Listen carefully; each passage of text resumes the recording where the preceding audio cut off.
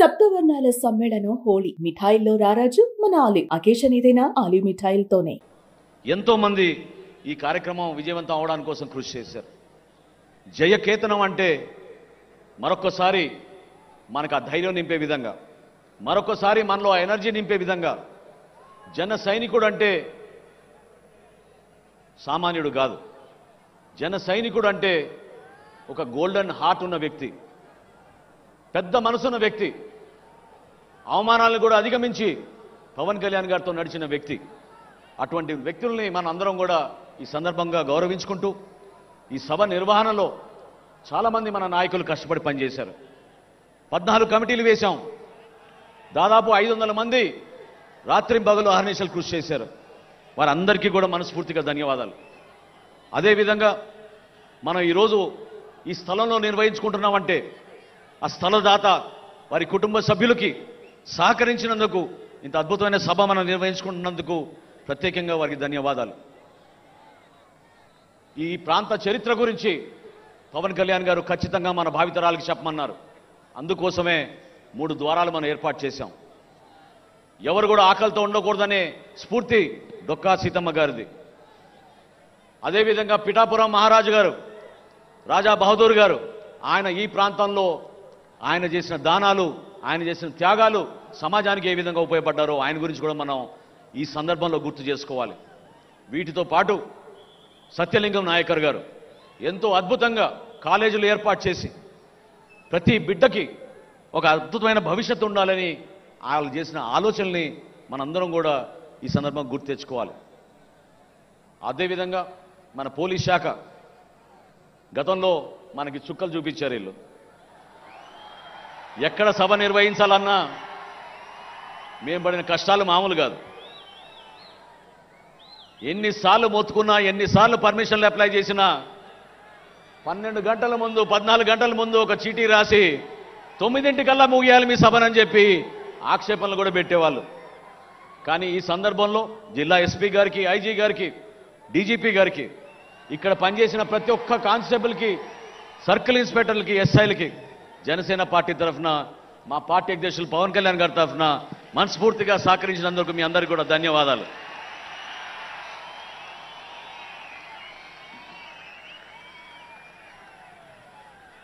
ఈ కష్టకాలంలో మనతో పాటు నిలబడిన మన వాలంటీర్స్, ఇందాక చూశారు మీరు ఏ విధంగా వాళ్ళు నిలబడ్డారు.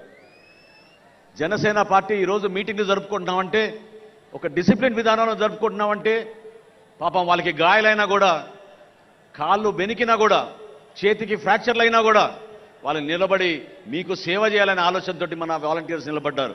మనస్ఫూర్తిగా వాళ్ళు కూడా ఈ సందర్భంగా పార్టీ అధ్యక్షులు పవన్ కళ్యాణ్ గారి తరఫున, మనందరి తరఫున వారికి ధన్యవాదాలు. ఒక్కసారి చివరిలో మీరందరూ కూడా గుర్తుపెట్టుకోవాల్సింది, స్ఫూర్తి నింపే కొన్ని సంఘటనలు ఉన్నాయి. అమరావతి రైతుల విషయంలో కానివ్వండి, జనవాణి కార్యక్రమం మన విశాఖపట్నంలో జరుపుకున్నప్పుడు ఏ విధంగా పవన్ కళ్యాణ్ గారిని 3 రోజులు నిర్బంధించారో నోవోటెల్ హోటల్లో ఆ రోజు మీకు గుర్తుంది. గోవిందమ్మ అనే ఒక తల్లి తన బిడ్డతోటి అక్కడ కూర్చుని ఆ రోజు బీచ్ పైన స్ఫూర్తిదాయకంగా రాత్రంతా నిలబడి, మా అన్నని మాత్రం అరెస్ట్ చేయకూడదు, మేము అన్నని కాపాడుకుంటామని ఆ రోజు గోవిందమ్మ నిలబడింది. నిజంగా మీకు మనస్ఫూర్తిగా మీకు నమస్కారాలు. పార్టీని తన బిడ్డతో పోల్చిన ఒక తాపీ మేస్త్రి ఈశ్వర్ గారు 50,000 రూపాయలు ఇచ్చారు ఆ రోజు ఇప్పటం సభకి. ఆయన ఒక దాతగా, ఒక స్ఫూర్తిదాయకమైన దాతగా నిలబడ్డాడు. ఈశ్వర్ గారిని మనం ఎప్పుడూ మర్చిపోలేం. ఎందుకంటే పార్టీ ఇంత దూర ప్రయాణం చేయగలిగామంటే, నేను పవన్ కళ్యాణ్ గారితో పాటు ప్రతిరోజు నేను దాదాపు నడిచాను కాబట్టి నాకు తెలుసు. ప్రతిసారి సొంత డబ్బులు ఆయన ఇచ్చారు. పార్టీ కార్యక్రమం ఏదన్నా కూడా మన జన సైనికుల కోసం, చివరికి సభ్యత్వం విషయంలో కూడా పవన్ కళ్యాణ్ గారు నిధులు ఇచ్చేవాళ్ళు. కౌలు రైతులు ఆత్మహత్య చేసుకుంటే వాళ్ళ కుటుంబాలని ఆదుకోవడానికి 5 కోట్ల రూపాయలు విరాళం ఇచ్చిన ఏకైక నాయకుడు భారతదేశంలో పవన్ కళ్యాణ్ గారు. ఈ కార్యక్రమాలు మనం గుర్తుపెట్టుకోవాలి. అవే మనకి స్ఫూర్తినిచ్చినాయి. ఈ కార్యక్రమాల ద్వారానే మన పార్టీని మనం ముందు తీసుకెళ్దాం. 100% స్ట్రైక్ రేట్ అయిపోలేదు. 100% స్ట్రైక్ రేట్ రాబోయే స్థానిక సంస్థల ఎన్నికల్లో కూడా మనం అది తీసుకురావాలి. ప్రతి ఎంపీటీసీ గెలవాలి, ప్రతి జెడ్పీటీసీ గెలవాలి, ప్రతి కౌన్సిలర్ గెలవాలి. కూటమి విజయం సాధించే విధంగా మన అందరం కూడా మనస్ఫూర్తిగా చేయాలి.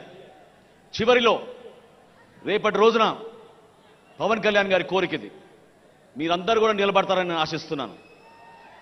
రేపటి రోజున సభ ముగిసిన తర్వాత ఈ ప్రాంతం మొత్తం స్వచ్ఛ ఆంధ్రప్రదేశ్గా మనందరం కలిసికట్టుగా ఏ రాజకీయ పార్టీ చేయని విధంగా మనం కార్యక్రమాల్లో పాల్గొని కేవలం చెత్తనే కాదు, ఫ్లెక్సీలు, జెండాలు, ఇతర పార్టీల జెండాలు కూడా గౌరవంగా తీయాలని పవన్ కళ్యాణ్ గారు చెప్పడం జరిగింది.